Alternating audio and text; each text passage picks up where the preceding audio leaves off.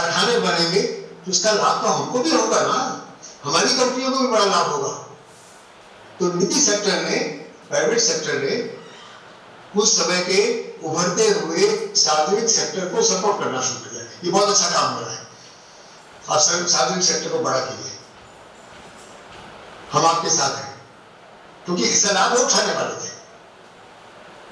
तो इससे एक गलत दिशा में भी भारत की अर्थव्यवस्था का इस्तेमाल किया जाने लगा, तब भी सार्वजनिक सेक्टर बहुत मजबूत रहा अगले 20 साल तक। उसके अगले जो 20 साल है ये वो है जब 1970 का दशक शुरू हो रहा है। आपको याद होगा वो दशक है जब उसके 4-5 साल पहले, मतलब 1965 से 1970 तक भारत की राजनीति में बहुत गड़बड़ हो रही थी।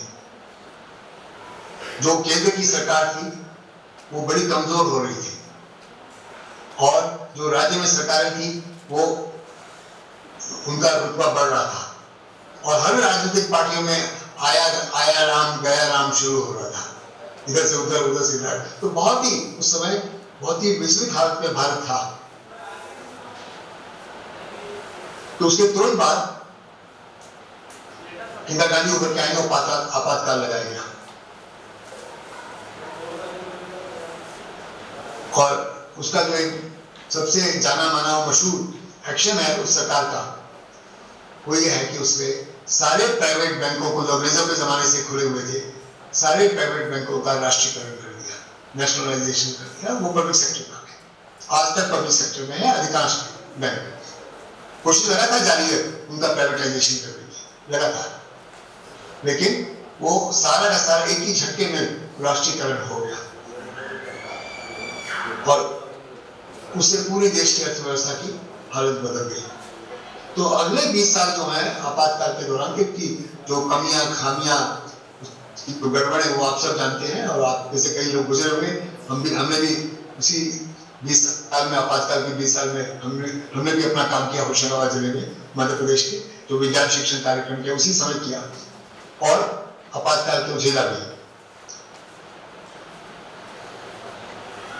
लेकिन एक बात जो फायदे की हुई वो हुई कि बैंकों का जो राष्ट्रीयकरण हुआ और जो राजा महाराजा और युवराज थे उनको जो कुछ एक्स्ट्रा पैसा मिलता था, उसको क्या बोलते मैं नाम भूल गया उस चीज का, जो कुछ एक्स्ट्रा पैसा मिलता था वो छीन लिया गया, छीन के उसको सार्वजनिक सेक्टर में लगा दिया।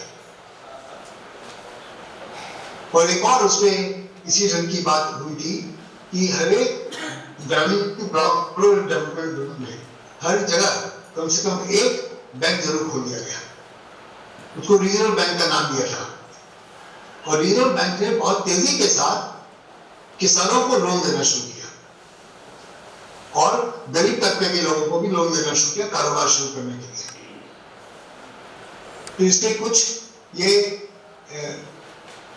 कुछ ये इशारे मिलते हैं हमको। आपातकाल में जो गड़बड़ हुई वो एक तरफ, दूसरी तरफ ये सब काम भी शुरू हो गए और राष्ट्रीयकरण का लाभ तो बहुत देर तक भारत की जनता को मिला है। जब सन 2008 में दुनिया भर में महंगाई बढ़ गई थी, दुनिया भर में पूंजी पर हमला हो रहा था, वैश्विक पूंजी के ऊपर दुनिया भर के जितने पश्चिमी दुनिया के जो बैंक हैं, यूरोप के, अमेरिका के, लैटिन अमेरिका के, सबकी हालत खराब थी। चीन के सबके बैंकों की हालत खराब हो गई थी और ये तब वहां पर सब झकझोर दिया जाएगा।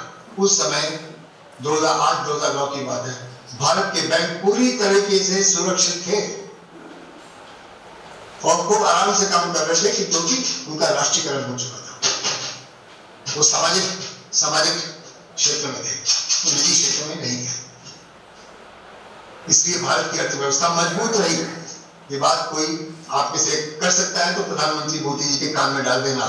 भारत की अर्थव्यवस्था तब सुरक्षित थी और राष्ट्रीयकरण था बैंकों का, और निजीकरण हो गया तो आप सुरक्षित नहीं है, अब डगमगा रही है।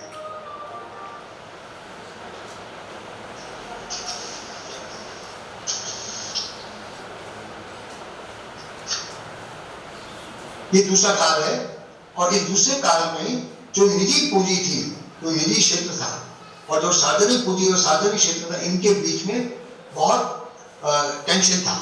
निजी क्षेत्र कोशिश करता है सार्वजनिक क्षेत्र में हावी हो जाए और खत्म करवा दे, सार्वजनिक क्षेत्र कोशिश करता था कि निजी क्षेत्र को कंट्रोल में ले ले। उनके बीच में बहुत एडजस्टमेंट हो रही थी उस समय। थोड़ा सा इसको एक्स्ट्रा मिल रहा, कोई उसको मिल रहा, ये एडजस्टमेंट का पीरियड था भारत की अर्थव्यवस्था का। जो पहला वाला था उसमें सार्वजनिक क्षेत्र पूरी तरीके से काबिज था देश की अर्थव्यवस्था पर। ये एडजस्टमेंट शुरू हुआ अगले 20 सालों में, आपातकाल में। उसके जो अगले साल है 60 से लेके 80 तक, 1980 तक, जो 1980 के अगले 20 साल है, ये वो पीरियड है भारत की अर्थव्यवस्था का जब बढ़ते क्रम में बहुत तेजी के साथ वैश्विक पूंजी भारत पर असर डालने लगी थी और वैश्विक पूंजी भारत की अर्थव्यवस्था पर हावी हो रही थी और कंट्रोल करने लगी थी।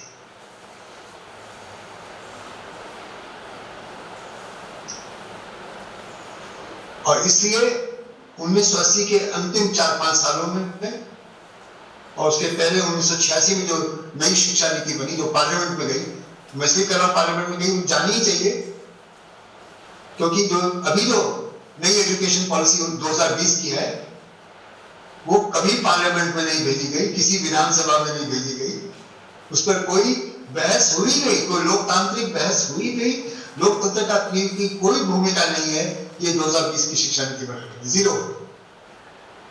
लेकिन 1986 की शिक्षा नीति जब तैयार हुई उसमें दो काम हुए।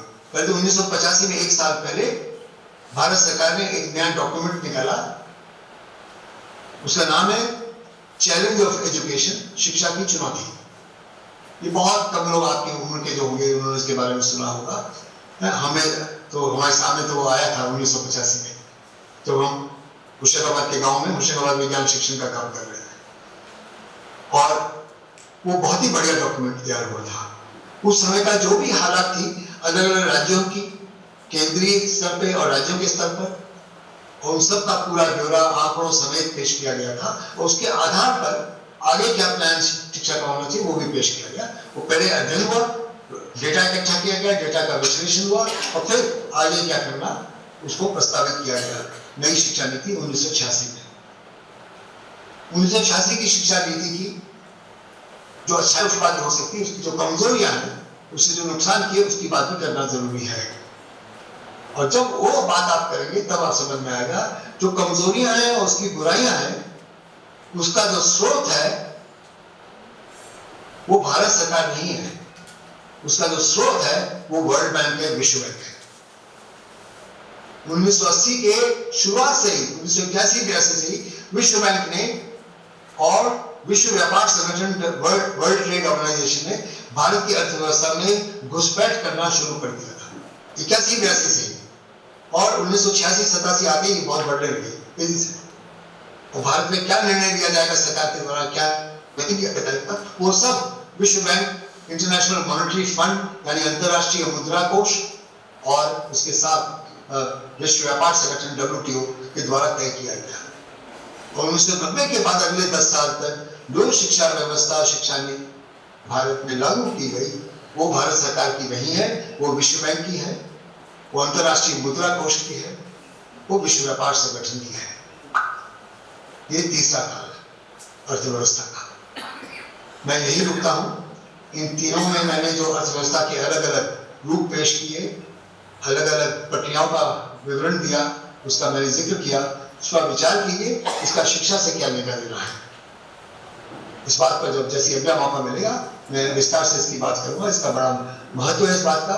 जो तीनों जो काल है, जो आर्थिक काल है भारत में, और इसमें कौन सा अमृत काल है मोदी जी का मुझे नहीं मालूम। उनका अमृत काल तो वही परिभाषित कर सकते हैं, हमारे बस का नहीं है। मैं यहाँ रुकता हूँ, आप सबसे अभी अनुमति चाहता हूँ, फिर जब मौका देंगे मैं हाजिर हूँ, आज भी कल भी। जय हिंद, जय भीम।